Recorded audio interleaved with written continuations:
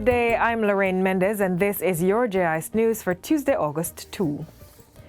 Prime Minister Andrew Holness says the government will be decisive in putting measures in place to curb violence, one of which is for the state to be more active than it is now in giving support to the victims of crime and abuse. The second thing that we have to do is to have a system of early detection, early intervention, and early warning.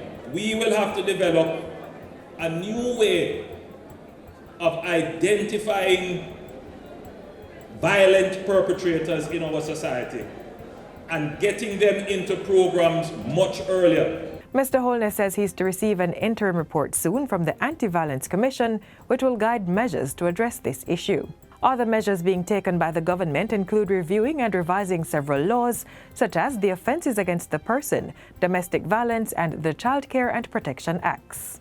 When you put all of those together, what you will have is a stronger, more robust system of treating with violence in Jamaica. Prime Minister Holness was addressing the funeral for Kamisha Wright and her 4 children at Clarendon College on Sunday, where he decried the brutal act of violence against the family. Adding their unified voices to the call for a better way to resolve conflicts were Minister of Gender Olivia Grange and Leader of the Opposition Mark Golding. When we look into our hearts and we all work together to eliminate violence in our society, then we will be able to fight, to overcome.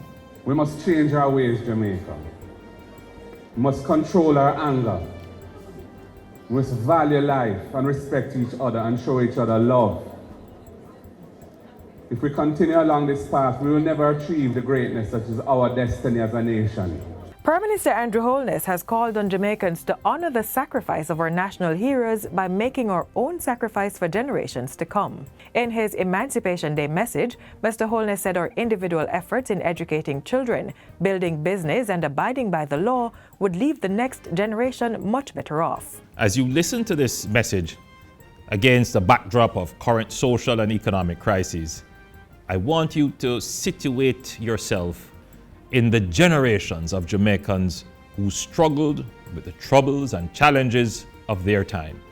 Remember how they persevered, kept the faith, and eventually overcame to leave us a legacy on which to build. We must honor their sacrifice by making our own sacrifice for generations to come. For his part, Leader of the Opposition Mark Golding used his Emancipation Day message to reiterate the call for reparations. When the 311,000 former slaves left the plantations 184 years ago as free men and women, they received no compensation for their and their foreparents' unpaid labor and abuse. This underscores the justice of the claim for reparations, a process that has received bipartisan support from successive governments for over a decade and is being pursued through the National Commission on Reparations and at the regional level by the CARICOM Reparations Commission. A celebration of peace, love, and unity marked the historic return of the float and street parade on Emancipation Day. The euphoria of the crowds, creative costume displays, and marching bands was a picture and sound missing from the island's national observance since 2008. Jamaica celebrates Emancipation Day to commemorate the full freedom from slavery granted in 1838. 8 floats traversed the route from Hope Road, pausing at Halfway Tree to release peace doves before continuing to the National Stadium. Government officials, led by Prime Minister Andrew Holness, released the peace doves as a symbolic moment to observe the relinquishing of the nation from the grip of crime and violence. More than 1,000 persons participated in the float and street parade, which featured a mix of culture, from the popular Jonkunu to the first-time entrance of the balloon float. The festivities are geared up to end with the Grand Gala on August 6, as Jamaica rings in 60 years of political independence. And finally, Miss Kingston and St. Andrew Velonique Bowen was crowned Miss Jamaica Festival Queen 2022 last evening. She walked away with $600,000 and a trophy.